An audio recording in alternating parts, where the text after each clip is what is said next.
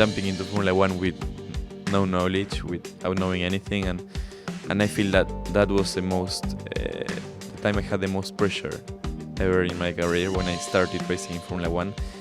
So after that, I felt that nothing could, beat me. But that tricky end to the year in 24, it also gave me a lot more strength, and I learned a lot more things. And this year, by having a difficult start, also made me a lot stronger. And I feel that now I could, capitalize on those things and become much tougher, which is good for the future.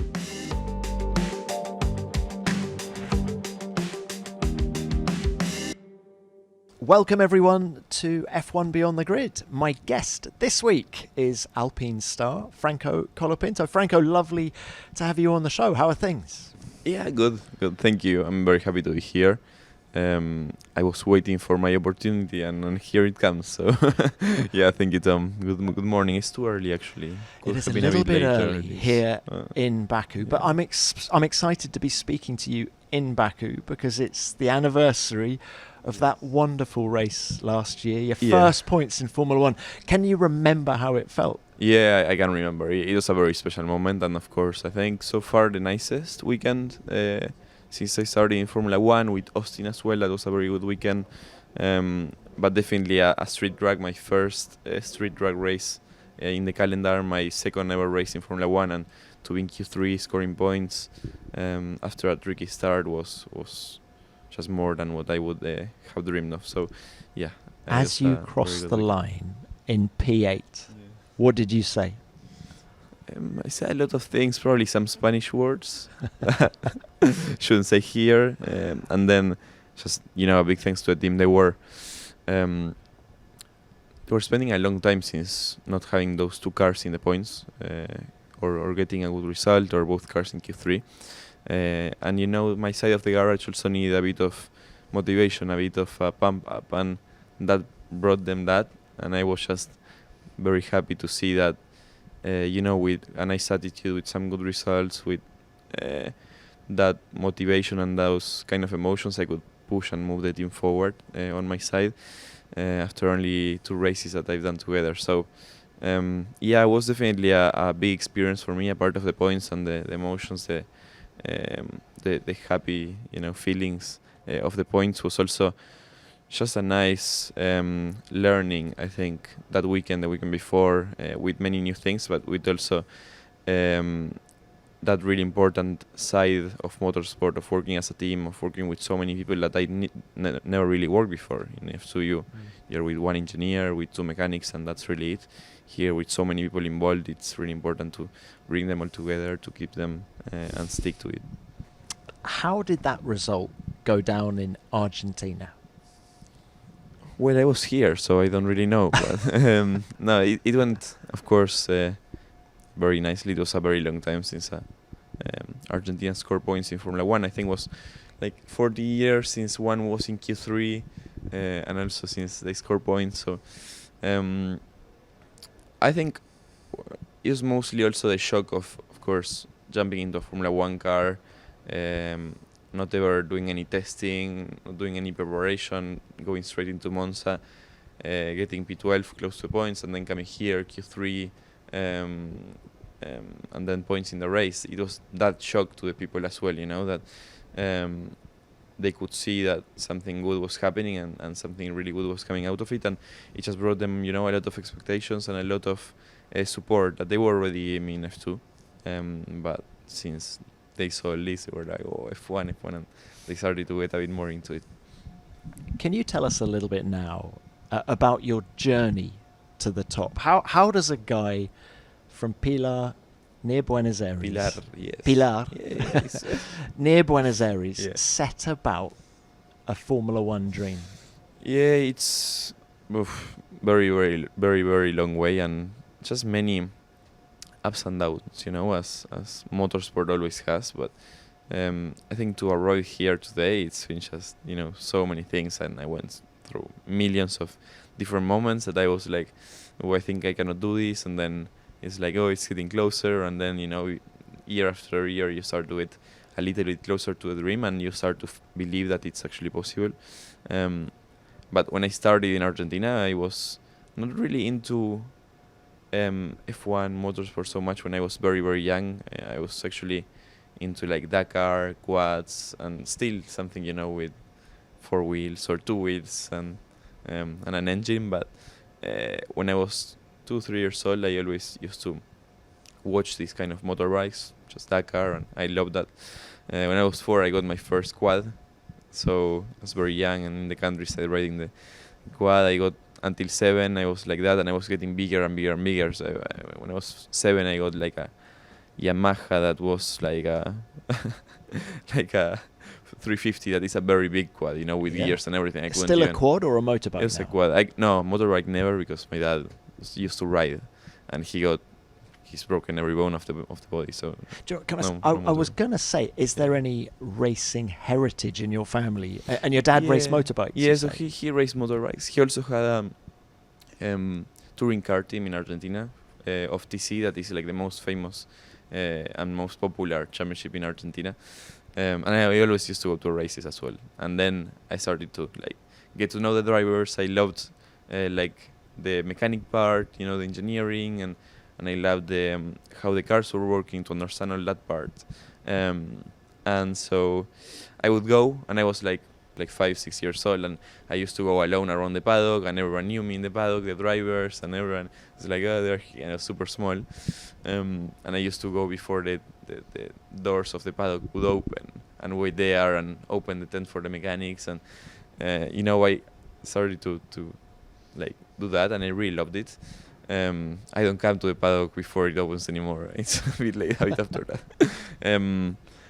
And it just started to happen, that I moved into motorsport a little bit more. The drivers that I started to get to know, the drivers of my dad, they started to tell me, you have to try go-karts one day, you have to, they made me try a simulator as well.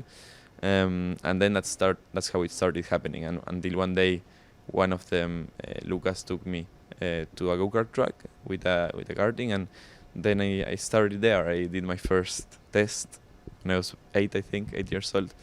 And who, you say Lucas? Lucas, yeah. Who is Lucas? He's like, he was a driver. He's a coach now, but he was like the guy that since that point until when I started racing in formulas, he was like with me all the time. He would not be with me all the time, but he would come like to test, and he would bring me here, and he would bring me there, and he would bring me to my first ever formula test. So was he more involved in your career than your parents in a way? In the sporting side, yes, I would say. And he would also be like, just the one that would say, we should try this. He wasn't a manager, of course. He was a friend of the family, and he was like, he saw like what I could do in the first few times that he was with me, and he was like, oh, he can actually be quite good. So he decided to help me. And because my dad helped him when he was younger and when he used to race, I don't know, he's a very good person, and he felt that he could also maybe give something back to my dad by helping him achieve the dream of what the son, should do. That my dad always dreamt of also having me in TC, racing in TC. That's why he got the team, and that's why he did all those things, because he wanted me to race in touring, in that TC. Have you tested a touring car? No, never. I never actually drove in a racing track of Argentina. I just racing go-karts. I won Argentine championships and all these things, as many as you can imagine. And then I moved to Europe, but that transition to Europe was very tricky. We'll come to the transition. Yeah. Can I just take you back? Yes. To the moment you test a kart for the first time. You said you were about 8 years old. Yes. Can you remember the sensation that it gave you? Yeah. I think the fact that I always used to, have that adrenaline for other reasons, for the quad or whatever else, it didn't feel so unfamiliar, I would say. Even though it was the first time, and, it was a very small kart, I was only 8, and I didn't start racing until I was like 10 or 9.5. Because then, like many things happened. I think was that moment where Simoncelli and some IndyCar crashes happened, and in Argentina as well, and my mom and my family were quite scared of it, and I didn't start until like a year and a half after racing. But the first moment was just of joy, and I really loved the adrenaline since the first moment. I remember the first test. I had a driver that like also just knew the family, and he was driving a K-set that is like the go-kart with shifts, the really powerful one. I was of course in the very small one, and he would come out of the last corner behind me. It was my first test, first ever time I drove the go-kart, and he would push me on the straight with his cart that was like, I don't know, 30 horsepower more, 40. And he would push me until the first corner, and I didn't understand anything. I was like going 30k quicker in the straight. And in T1 I spun, I made a huge spin, and you know, after that I just knew I loved it and I enjoyed it, you know, and I was not scared of it. I was just enjoying the moment, and since then I just decided I wanted to do that, and I got full support of my parents in Argentina, and yeah, that's how. This episode is sponsored by Car Gurus. Buying a new car isn't a decision you want to take lightly, but it should at least be fun. The problem is, with so many options and variables to consider, the excitement can quickly turn into overwhelm. What should be an exciting milestone just becomes another exhausting task. I remember when I was looking for my car, I spent so long visiting local dealerships and kicking tyres. I mean, I like cars, yet it took me ages to find something suitable and within my budget. Using a platform like Car Gurus would have saved me a lot of time. Whether you're after something new or a reliable runaround, Car Gurus lists hundreds of thousands of cars from top-rated dealers across the UK. So you're not just clicking around aimlessly, you're being guided by the solid data you need to make the right decision.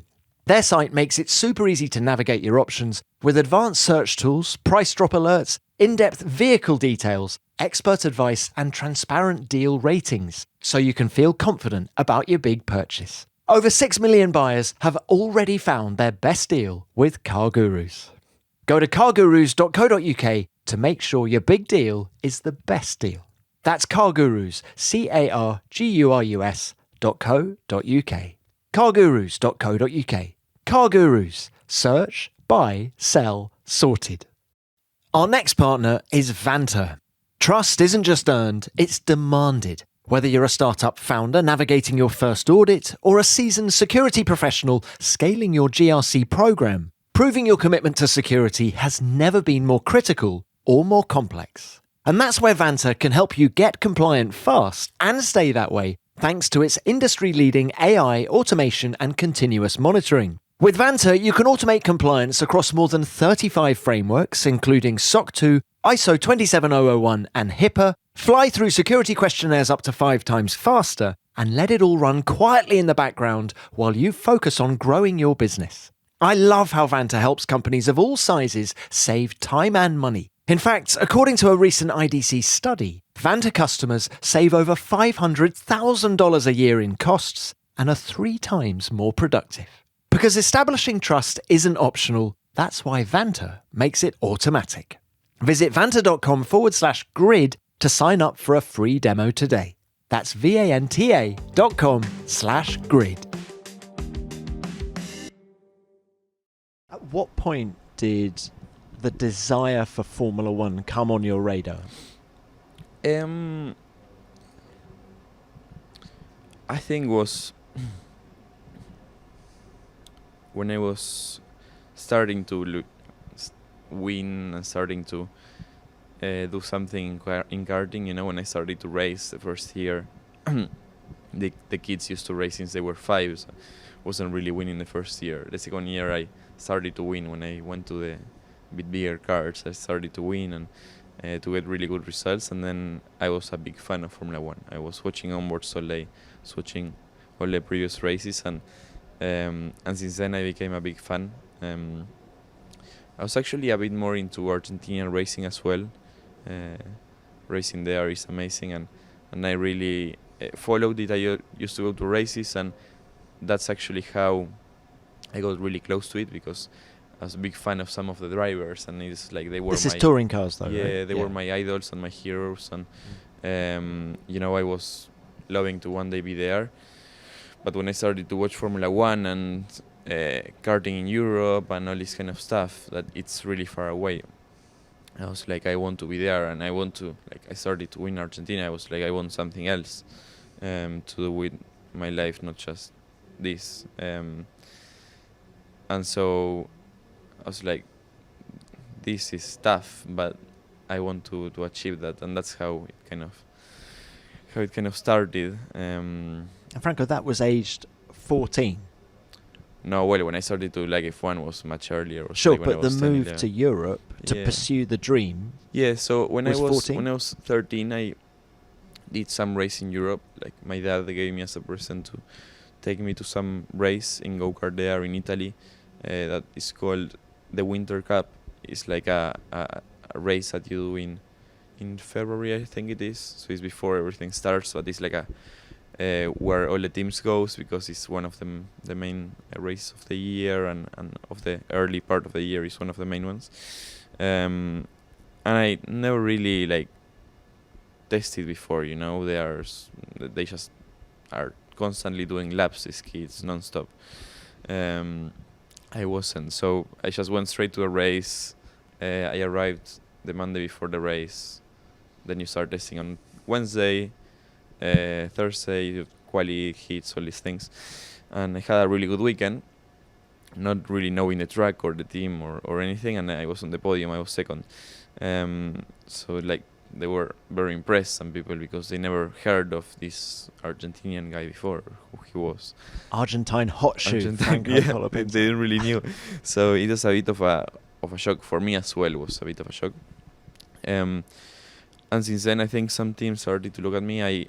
There was a team called CRG that called us and took my team from Argentina to America, and these guys, these mechanics and the guys from the engine and all these things from Argentina said, we want Franco to race in our car. So they brought me. I did 4 races in the US. I had some good results, and in Vegas, that was the last race of the year, was the boss of the team there, and I just told him I wanted to race in Europe, and that was my dream to race for the team. I was 13, so it was 2017, I think, or yeah, should be 16. I think this was. And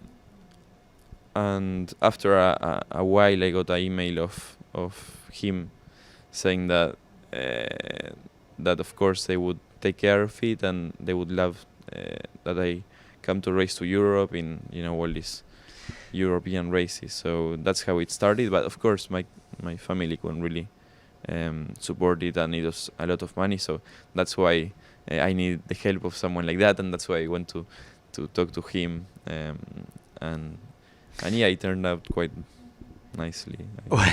Here you are, yeah, in F1. But on a human level, yeah, how difficult was that move? Yeah, it was very tricky. I think since I was going to race to America, was already difficult. I was alone, but at least with some people from Argentina, with mechanics, people I knew. I remember one race in America. So we were having a tricky weekend, starting on the back, and then had really good pace in the race, and I was going forward. I was third. I was making my move to second. And we were doing some really good moves. I tried to overtake the guy that was in second. That was the guy fighting for the championship. I didn't do all the championship. That was gonna win it, and I I crashed into him, and that was my mistake, of course. But it was a good race until then. And Rubens Barrichello was watching, because the kids were there in the same race. And I got like a 35 place penalty. I have the photo of the paper, because it was like, how someone can give me 35 places of penalty. And he came to the tent after the race. Rubens? Yeah, Rubens. It was the first time I met him. And he just said some really nice and kind words. And it's like, I know how hard it is to be South American, and I've been through the same steps, but never give up. I've seen your race, and I've seen like you're very talented, and the balls that you were putting in the race, it's clear that you're Argentinian, and it was just a moment that it stayed in my mind. And the things that he said, in private was, were like I was a bit in shock because I used to watch his old footage and his old races, and like the team was like, okay, he probably comes to see the boss or something. He knows him. I know he came to me. I was like, and he was like, hello, hola, and yeah, I was very nervous, but it was a nice moment, and I keep that memory, in my mind, because it was, I think, the moment that made me realize, like, okay, let's do this, and I can maybe actually make it. And so it was Rubens was your inspiration. Can we say that? Yeah, I would say that, and it was also a very tricky moment because it was not after a win. It was after being on the podium and getting like almost disqualified or plus 30 places. I don't know what that is.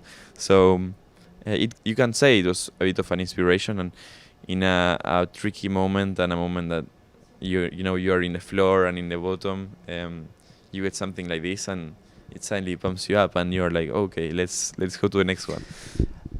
So let's fast forward to Italy. Yeah. You're living there.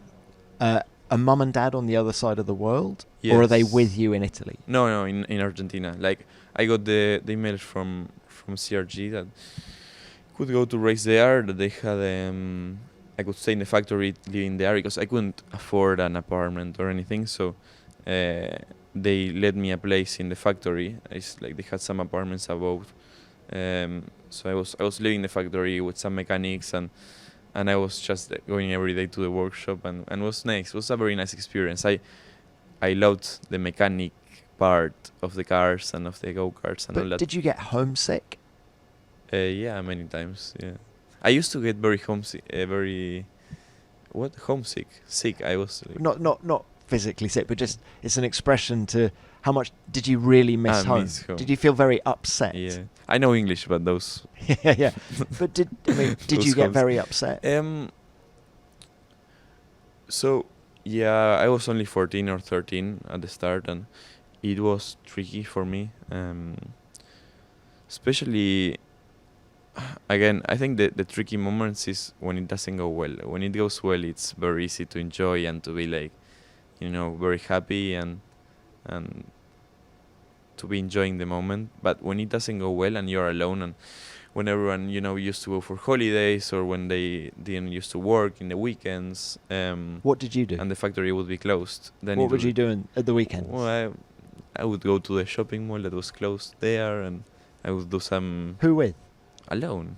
So I would just go and get some shopping stuff. I would cook. It was the moment my peak of cooking actually that year.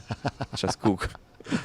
Yeah. But did you have friends? No, I didn't really have any friends. I was in a place that was like a factory place. Like an industrial There estate. wasn't anything apart of a gym and. But Franco, you're 14. Who was looking out for you? I'm being parental. No one. So I was like by myself.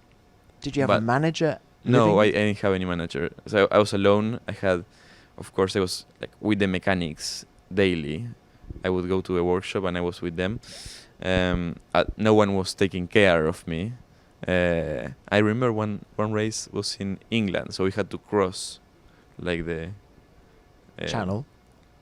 Yeah, you have to go through passport because we were going in a van with the mechanics, but you at one point you have to cross the thing with the give the passport, and because I was Argentinian and everyone was like Italian or Spanish, they would go like, no, you have to go through there and check.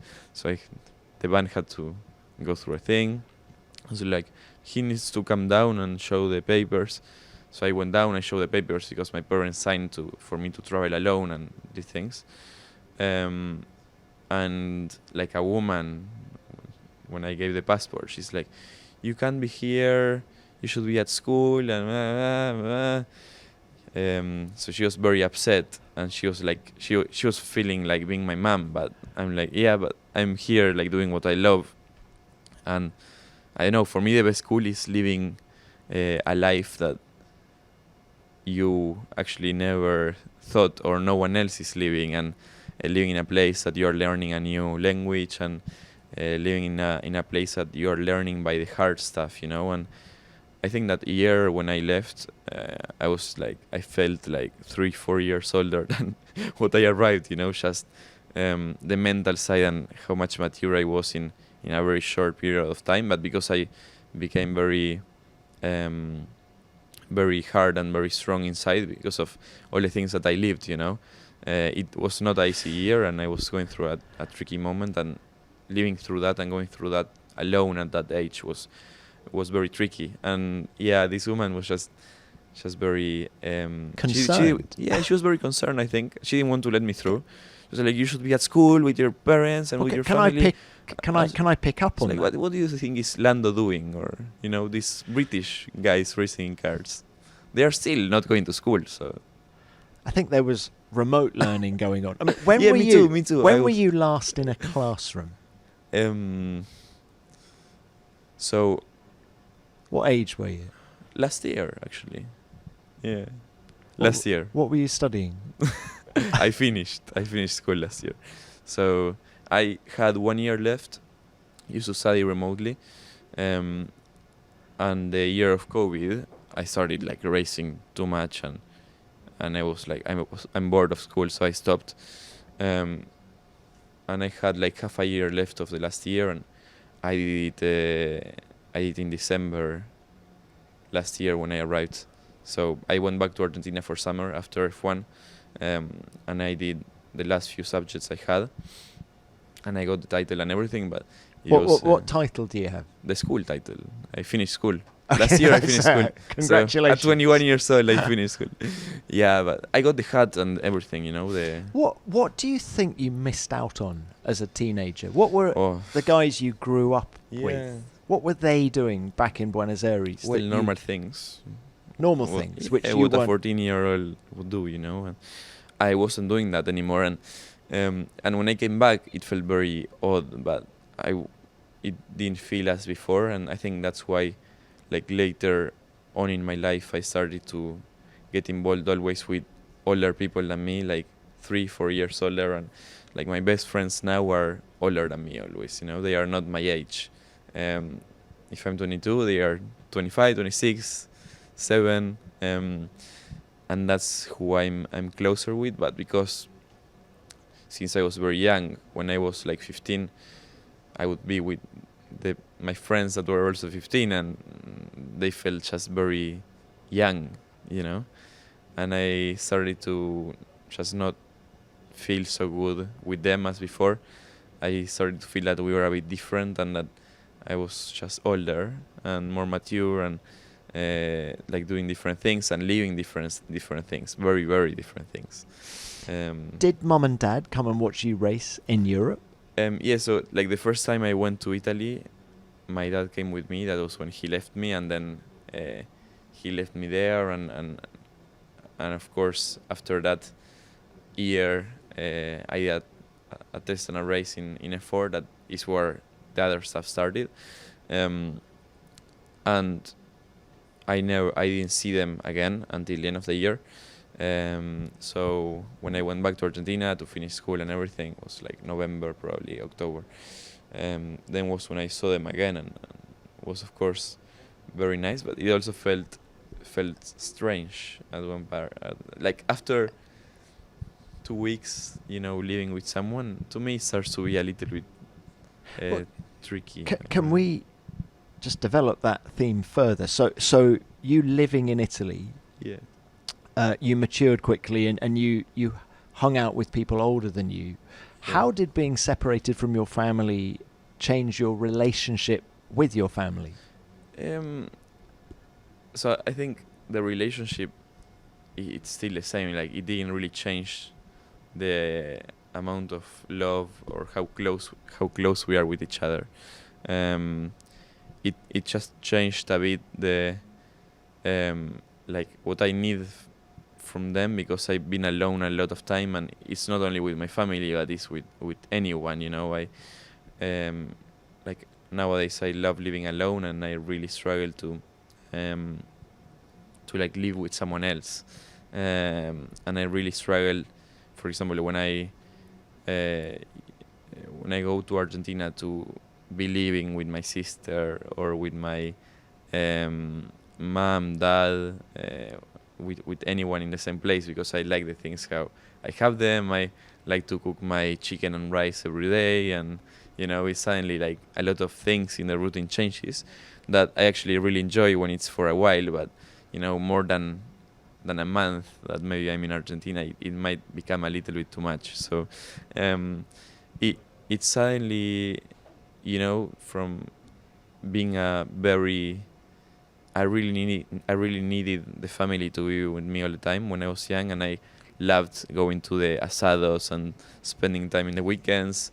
I always loved coming back from school to be with my parents, and I've been always very, very extremely close, and maybe too close, and that just made me a little bit more of an individual person. I don't know how to say it, and a little bit more solitary. I really enjoy being alone as well. And have the sacrifices been worth it? Is Yeah. Formula One, has it lived up to your expectations? There is many things that they don't tell you about F1, like this, being here so early in the morning. No, but I actually loved it, and it's what I dreamed since I was very young, to drive a Formula One car. When I started racing in karts, it was my dream, and what I worked for. That's why I came to Europe, and everyone thought I was crazy for doing this. Everyone thought my family was crazy for letting me do this. Like, who would let their kid so young go to the other side of the world, somewhere that he know the language, somewhere that he doesn't have an apartment for himself, or he's living in a factory. Who would let the kid do that? And I don't think many parents would, but they actually thought my parents were crazy for letting me do that, and now they are saying well done. But at the moment was a very tricky decision for them as well. I'm very grateful for I think for being so supportive on letting me do what I wanted, and not saying you have to stay at school, you have to stay studying this. I was in a technical school, engineering. I loved engineering, so when I was 12, I entered in this school. I studied a lot to enter, and I was quite good there, and I was having a good time, and I would left with a very good title as well from that school, and I quit to that for going to Europe. Of course, I couldn't really have both, and they also supported me on that after a lot of effort to get in. So it's been a lot of things that I would never have been able to do it alone or with other parents, and I feel that that support, that love that they gave me, it was also by letting me go, that is very tricky to do for parents, and it's something that I always appreciate a lot, and I'm always gonna be very grateful, because I just don't really know many people that would do that, and I know how much they both love me, and how hard it was for them to let me go. It's every year that is very hard, but the first time was I can't imagine what they went through. So now that it paid off, it's very easy to sit here and tell the story, but I think at that time was not. This episode is sponsored by Liquid IV. It always feels like the shift from summer to autumn hits harder than expected, doesn't it? 1 minute you're in relaxed summer mode, and the next, the calendar's packed, the pace picks up, and your energy's already lagging. And if we know anything about our sport, it's that there's no time for running on empty. If you need a little boost to help you stay focused and get back on track with your routine, Liquid IV's new sugar-free energy multiplier might be just what you need. Their sugar-free hydrating energy is made with an optimized blend of electrolytes, vitamins, and natural caffeine, designed to give you lasting energy and hydration without the sugar crash or jittery side effects that come with most energy drinks. With just one stick in 16 ounces of water, you'll get balanced energy for longer, feel sharper, more focused, and better equipped to handle whatever the day throws at you. Whether you need a little lift before the school run, during a workout, or to dodge the dreaded afternoon slump. Don't let the grind drain you. Ditch the glitch with zero sugar and zero crash from Liquid IV. Tear, pour, live more. Go to liquidiv.com and get 20% off your first order with the code GRID at checkout. That's 20% off your first order with the code GRID at liquidiv.com. Let's talk about the driving now. Let's talk about this year's car. Yeah. Is it as you want it? I mean, I jumped into a car that has been already developed and has been driven by many other drivers, but not really by me. So I didn't really have an input of what I wanted from the car this year. I didn't really have an input of how to fix things before the year started, or how the car has been developed over the years is maybe not been so much by how I drive, by how some other drivers do, like Pierre has been here many years, Esteban, Fernando in the past, and the team has had a structure and a way that they work that it's not really being me with it in it. So there is things. Has it been harder to adapt to than the Williams last year? Yeah, I think yes. In Williams, I've been, even though I didn't have any testing, in Williams I just went straight into a race. But I had been there for more than a year, driving the simulator, understanding the engineers, going through what they were changing in the car, the issues that the car had, the issues on the balance, how they wanted to run the car, and what reason was behind that for.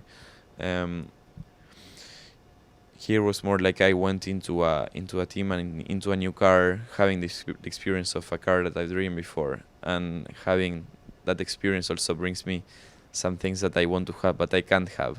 Going into a new car, new Formula 1 car, brand, like first time I'm driving that, it's more tricky, but you also don't have any comparison or any previous experience of what you want from the car, so you just sit on that and you drive it and you're living a dream. So this was the first time that I could also compare it to something else, which I feel it makes it a little bit more tricky on one side, because there is things that the car can't give you. It did took me longer to adapt than the Williams. Of course, that coming from F2, the amount of issues on the car that you have and the balance, and it's you can't really fix that because it's how the car is. Here you can fix almost everything, and that made it feel very good compared to the Formula 2. So I didn't have many complaints at the start. Like, the car is amazing. Now I look at the onboards and it's like, oh, it wasn't really amazing. And maybe I'm complaining too much now, but no, it happened to be easier in terms of just sitting there and getting to it and driving the car and how it was. Now I feel I need some things of the car to make me feel better, and I wasn't having them maybe at the start, and now I'm starting to find them with the team. What do you need more of? More grip, more power. No, but specifically to you, when you look at your data, let's say, compared to Pierre's, yes, where are you different in terms of your inputs? So I think this year's car, it's been just the way the car is set up. It's been very much to Pierre and how he liked it driven, and the tools I have in the car and the tools I need are also different. So I've been doing some changes setup wise. Sometimes it takes me a little bit longer to find what I want, but at the end I always kind of arrive to that. Sometimes a little bit too late, but I think nowadays we are getting to it a bit earlier and on time. So is that because we're going back to tracks now where you've raced a Formula 1 car before? It helps. It definitely helps that I know the limitations of the track, how the car changes from one to another. It definitely helps. It brings me a step up, and also compared to all the other drivers that are very experienced, or that at least they have been racing the full year. They are on top of everything, on top of the tires, on top of every little detail and I'm still getting on top of those sometimes. It really helps to be at tracks that I actually raced last year. Is Pierre helpful? Yeah, he's a leader, of the team, and he's been the teammate. Like, I had Alex last year. I was learning everything from Alex, and since the start, I've been learning everything from Pierre. He's the one driving the team forwards, and he's been signed for a lot more years now, and he's the one that is, developing the car from last year to this year, and he knows every little detail, and he knows where the car has to go from to make it quick, and he knows what he can get from the car, because it probably makes it slower to get that from the car. So there is many areas that I'm still learning, but luckily I'm feeling that it's coming. And let's see how this last part of the year goes. There is some tough tracks for us. I think as far as we know our limitations and we know what we are working towards for, it's gonna be good. So, And do you and Pierre rub along pretty well together? Yeah. Do you hang out away from the racetrack? Do you play paddle? We don't play paddle because I'm too good. Yeah, no. we actually played paddle a few times in Madrid and with some pro paddle players, and they just made us humble again. So we did play, and he's a very nice guy, and we used to spend time as well last year when I was in Williams. We were still quite close, and we got on very well, even though we were not racing the same team. So now that we are together, he's been a very good teammate, and we enjoy working together. I think we are doing a nice structure in the team and moving the team forward, even though we are sometimes in some tricky moments or having some tricky weekends that you look at the results and you would be like, oof, that's gonna be hard for Alpine to get out of that. But I definitely feel that we are not giving up a part of the results that we are having, and we are actually pushing all of us for more in every moment, even if we are in the back, and I think that's very important, that effort and that view of the team, of even though we are not where we want to be and we are not scoring points, we are still giving it our all, and when the car starts to be good and when we are up there, hopefully soon, we are ready for it, and we are making it stronger.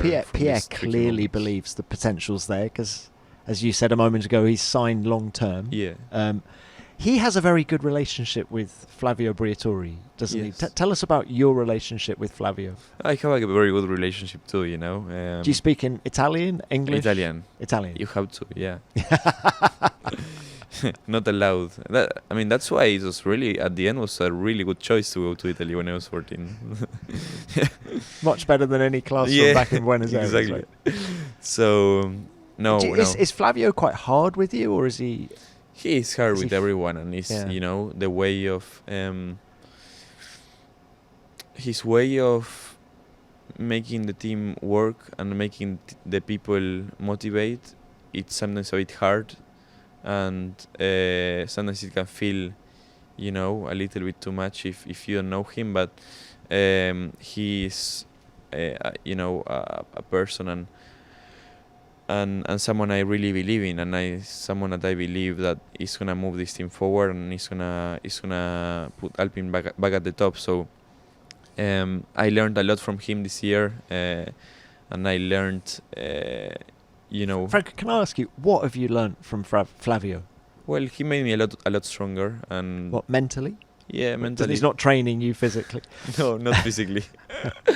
No, he made me strong mentally, yeah, and I do believe that years like this, when it starts to become better, and when we start to win, to have good results, to be fighting at the top, it's what makes a difference, So, I'm very grateful for the opportunity, of course, he gave me, but also for all this process, that we are going through. You mentioned the mental side. Yeah. Can I ask you about that? Because Your journey in Formula One has been fascinating, I think. You get parachuted into Williams halfway through last year. And the first 4 or 5 races were amazing, weren't they? To the extent that, there was lots of talk of Red Bull and other things going on, particularly around Brazil time, I seem to remember. Yes. Did that turn your head? Did it affect you in any way? Did you look over your shoulder and think, gosh, what else is out there? No, I feel no. Of course, that when I joined, I had a lot of pressure as well. I was jumping into Formula One with no knowledge, without knowing anything, and I feel that was the time I had the most pressure ever in my career when I started racing in Formula One. So after that, I felt that nothing could, beat me. But I think with, some things that happen and a lot of different talks, and at one point it felt like I could still stay in Formula One for the year after, and there was many talks and there was many things involved, and then my grandfather passed out in Brazil just in Friday, so before doing qualifying in Brazil, and it was just some very tough moments that came all together, and it was my first crash in Brazil as well. So after really good results, scoring points every weekend, and being close to Q3, being very close to signing for next year. It was that Red Bull? I don't know. It didn't really happen at the end. Okay, so nice. it was of course tricky for me, and then Vegas was again was coming for a very good result. I was coming for Q3, and then I had also a big crash. That was my second crash, and that put me on the left foot for the rest of the year. I was with all parts. We couldn't repair the parts of the cars. I was racing with all spec, and it kind of started very well. And then when I felt stronger to finish even better, I couldn't, and that's what left me with a weird feeling of not finishing how I wanted.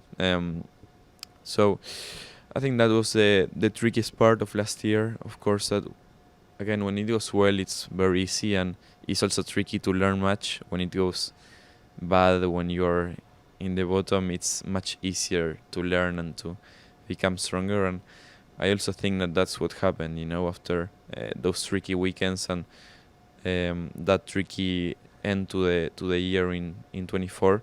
It also gave me a lot more strength, and I learned a lot more things. And this year, by having a difficult start, also made me a lot stronger. And I feel that now I could, capitalize on those things and become much tougher, which is good. Good for the future, good for when we actually can be at the top, and I think it's going to be really helpful. So, yeah. You mentioned the future. 2026, when do you think you'll hear from the team, one way or the other? No, I don't know, and I'm not really focused too much on that. Of course, that there is more to learn, and I have much more to find, but I'm feeling better in the car, in the team, and I'm feeling that we are doing a good job all together. Of course, there is no it's no secret that the car is not where we want to be, and it's not good enough at the moment to be in the points, but it will come the time that it is, and I want to be ready for that. So that's, to me, the main focus at the moment. Go race by race and moment by moment, and let's see where we end up. But just happy to be here, and let's see how it continues this chapter. It has been a wonderful chat. I feel there's a lot more we could discuss, but we've run out of time. Can I ask you one final question, which is the same question I'm asking everybody on the pod this year? Formula One is 75 years old this year. Can you give me one moment in the history of F1 that made a big impression on you? It doesn't have to be your career, it can be anything. Oof. That's why I should have listened to the podcast before. I'm trying to remember what was the first race I ever watched, but is it something with one of your racing heroes? Yeah, Hamilton, I think Senna. wasn't really a race, but was more, all the history behind it. And I think, Ayrton was my hero since I was very young, and learning about him and going through his history, going through his racing, and watching his old footage and his old races and his books. I read many of his books, movies. It also brought me here with a lot more motivation, and with also that feeling of I want to arrive to Formula One because of him, and he was also a big motivation and a big influence of me arriving here today. So I think he is been in Formula One the driver I follow the most, or the one that had the most impact, as a hero. So yeah, I would say that Ayrton was the person in F1 that gave me the biggest motivation, you can say, probably, to be here today, but the biggest will, of becoming another South American, achieving his dream, and going through all those sacrifices and things that he also went through, to get to Formula One. Ayrton and Rubens. Yeah, definitely Rubens, definitely. Yeah. Franco, great chat. Thanks for your time. Thank you, Best Tom. of luck. Yeah, thank you so much.